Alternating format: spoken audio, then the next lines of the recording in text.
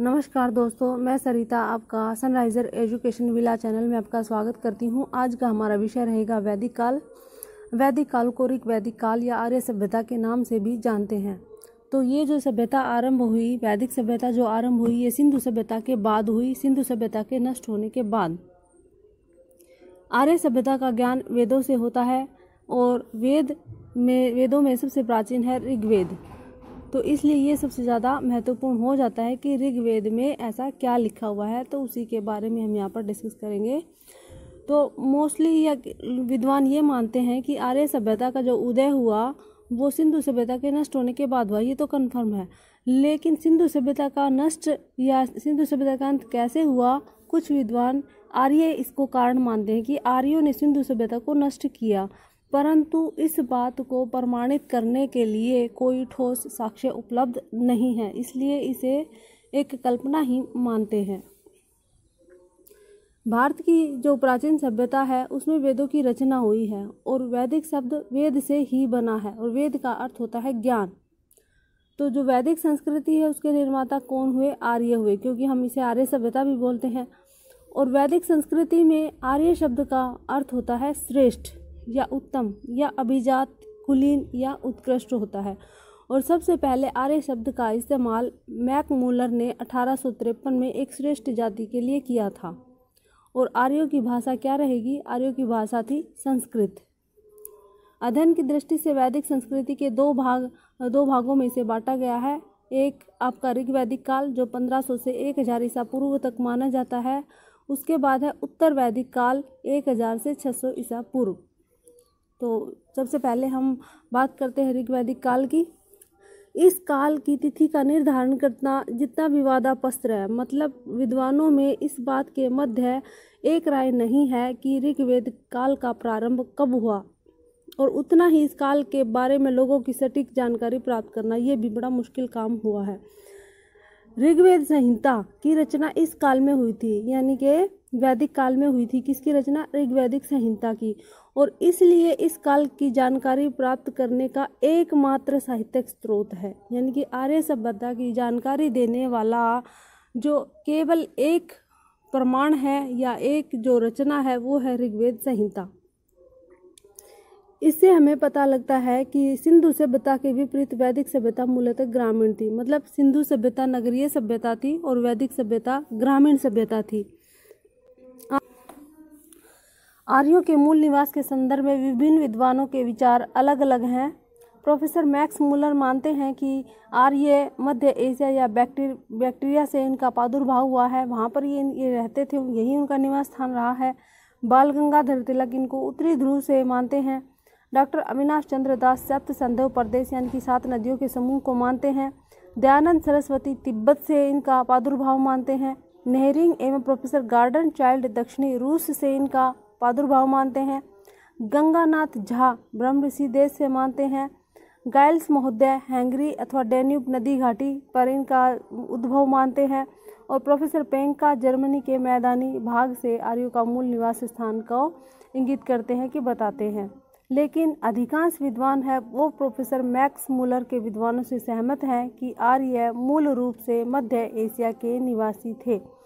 यानी कि professor Max Muller ने सबसे पहले 1853 में आर्य शब्द का प्रयोग किया था एक श्रेष्ठ जाति के रूप में, और इनका मूल निवास स्थान बताया था मध्य एशिया, और अधिकतर विद्वान उनके इस विचार से सहमत हैं। बात करें भौगोलिक विस्तार की, तो आर्यों की आरंभिक इतिहास की जानकारी का मुख्य स्रोत ऋग्वेद है। ऋग्वेद में आर्य निवास स्थल के लिए सप्त सिंधु क्षेत्र का उल्लेख मिलता है, जिसका अर्थ होता है 7 नदियों का क्षेत्र। ये 7 नदियाँ थी सिंधु, सरस्वती, शुत्रदी जिसको प्राचीन समय में बोलते थे, आज उसे सतलुज के नाम से जानते हैं, विपाशा यानी कि व्यास नदी, परुष्णी नदी अथवा रावी नदी, वितस्ता अथवा झेलम नदी, और अस्किनी यानी चेनाब नदी। तो ये 7 नदियां हैं। इन 7 नदियों के नाम हैं सिंधु, सरस्वती, सतलुज, व्यास, रावी, झेलम और चेनाब। आज के समय में ये 7 नाम आप याद रखेंगे। सप्त सिंधु प्रदेश, ऋग्वेद में इनका उल्लेख मिलता है कि यहाँ इनके लिए आर्य निवास स्थल ये था सप्त सिंधु प्रदेश। ऋग्वेद से प्राप्त जानकारी के अनुसार आर्यों का विस्तार अफगानिस्तान, पंजाब तथा पश्चिमी उत्तर प्रदेश तक था। सतलुज से यमुना नदी तक का जो क्षेत्र है वो ब्रह्मावर्त कहलाता था। ब्रह्मावर्त कौन सा हो गया? ब्रह्मावर्त क्षेत्र है सतलुज से यमुना नदी के बीच का। अभी देखिए, ये जो हम वीडियो बना रहे हैं ये हम स्क्रीन रिकॉर्डर के माध्यम से बना रहे हैं। एक मोस्ट इम्पोर्टेंट जो तथ्य है वो मैंने कलेक्शन किया है उनका, फिर उनकी PDF तैयार करने के बाद मैं स्क्रीन रिकॉर्डर कर रही हूँ। अब आप सोचोगे मैडम स्क्रीन रिकॉर्डर क्यों कर रही है? क्योंकि इससे पहले हमने हैंड रिटन नोट्स से कोशिश की थी तो वो साफ नज़र नहीं आ रहे थे। फिर मैंने डाटा एक पेज पर प्रिंट आउट निकाला, उससे मैंने वीडियो बनाई तो उसका भी जो मैटर है वो साफ से समझ में नहीं आ रहा था। मुझे खुद ही अच्छा नहीं लग रहा था कि बच्चों को पता नहीं समझ आएगा नहीं आएगा, दिखाई देगा नहीं देगा, तो इसलिए मैंने स्क्रीन रिकॉर्डर शुरू किया। अब यहाँ पर अंडरलाइन करना या एक्स्ट्रा लिखना थोड़ा सा कठिन काम है, तो इसलिए आप देखने की बजाय सुनने पे ज़्यादा फोकस रखिएगा, क्योंकि जो एक्स्ट्रा पॉइंट है वो मैं बोलकर ही आपको बता रही हूँ, आपने देखा भी होगा अभी तक। हाँ जी, तो जो ऋग्वेद में आर्यों के लिए निवास स्थल है वो शायद सिंधु प्रदेश को माना गया है। और ऋग्वेद काल के अनुसार आर्य कहाँ से कहाँ तक थे? वो अफगानिस्तान, पंजाब और भारत के जो उत्तर प्रदेश है वहाँ तक उनका निवास स्थान माना गया है। और सतलुज से यमुना नदी तक का जो क्षेत्र है उसे ब्रह्मावर्त कहते थे। यानी कि अगर कई बार क्वेश्चन में आ जाए तो ब्रह्मावर्त कौन सा है, तो सतलुज से यमुना नदी का जो क्षेत्र है वो ब्रह्मावर्त रहेगा। लेकिन मनुस्मृति क्या कहती है? मनुस्मृति कहती सरस्वती और दृश्यवती नदियों के बीच के प्रदेश को ब्रह्मावर्त कहते हैं। इसे ऋग्वैदिक सभ्यता का केंद्र माना जाता है। तो दोनों में कंफ्यूज ना होना कि एक तरफ सतलुज से यमुना नदी के क्षेत्र को ब्रह्मावर्त बोलते हैं, दूसरी तरफ आप सरस्वती और दृश्यवती नदियों के बीच के क्षेत्र को ब्रह्मावर्त कहते हैं। तो जो सतलुज और यमुना का जो क्षेत्र ब्रह्मावर्त है वो ऋग्वेद काल के अनुसार है, ऋग्वेद बताता है उसको, और मनुस्मृति बताती है सरस्वती और दृश्यवती नदियों के बीच का क्षेत्र। तो दोनों में आप कंफ्यूज नहीं होना, दोनों को क्लियर कर लेना। हाँ जी, तो आगे हम गंगा व यमुना के दोआब क्षेत्र और उसके सीमावर्ती क्षेत्रों पर भी आर्यों ने कब्जा कर लिया, जिसे ब्रह्म ऋषि देश कहा गया। अभी तक हमने देखा था ब्रह्म ऋषि आया था, तो ब्रह्म ऋषि कौन सा किस देश को बोलते हैं? वो भारत को ही बोलते हैं। भारत को कब बोलते थे? जब आर्य आए तब। तो कितना क्षेत्र था ये? गंगा या यमुना के दोआब क्षेत्र तक का जो एरिया था जहाँ पर आर्य निवास करते थे, आर्य यहाँ पर रहने लगे थे, आर्यों ने यहाँ पर सब चीज़ें कंट्रोल में कर ली थी, तब इसे ब्रह्म ऋषि देश कहा गया। और धीरे धीरे संपूर्ण भारत पर आर्यों का विस्तार हो गया, तब इसे आर्यावर्त कहने लगे। यानी कि भारत को आर्यावर्त कब कहते थे? जब संपूर्ण भारत पर आर्यों का प्रभुत्व था। तो मुख्य रूप से जो आर्य हैं उनको मानते हैं कि आर्य ही इस सभ्यता के जनक रहे हैं। वैदिक काल में वैदिक संहिताओं में 31 नदियों का उल्लेख मिलता है। इसमें से ऋग्वेद में 25 नदियों का उल्लेख कहा गया, परंतु ध्यान देने योग्य बात यह है कि ऋग्वेद के नदी सूक्त में केवल 21 नदियों का वर्णन किया है। इस काल की सर्वाधिक महत्वपूर्ण नदी को सिंधु बताया गया है और सबसे पवित्र नदी सरस्वती को माना गया है।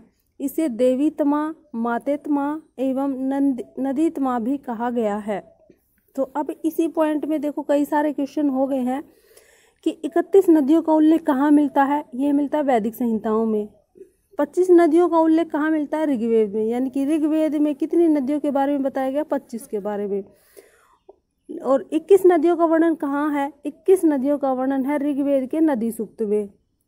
और उस सूक्त में सबसे महत्वपूर्ण नदी को बताया गया सिंधु। सिंधु क्या है? सबसे महत्वपूर्ण नदी। और सबसे पवित्र नदी कौन सी बताई गई है? वो बताई गई है सरस्वती।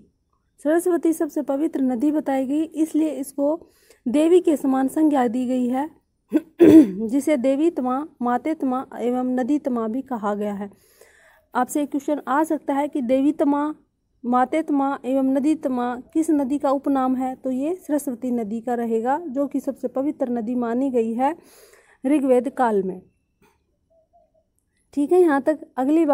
अगला क्वेश्चन है, ऋग्वेद में गंगा नदी का एक बार, यमुना नदी का 3 बार नाम लिया गया है। यानी कि यमुना का ज़्यादा उल्लेख है। गंगा का केवल एक बार ही नाम आया है और यमुना का 3 बार। ऋग्वेद में हिमालय पर्वत एवं इसकी एक चोटी मुंजवंत का भी उल्लेख किया गया है। यानी कि ऋग्वेद काल में हिमालय का भी वर्णन है और इसकी जो चोटी है, एक ऊंची चोटी मुंजवंत का भी उल्लेख किया है। आज के लिए बस इतना ही। धन्यवाद दोस्तों।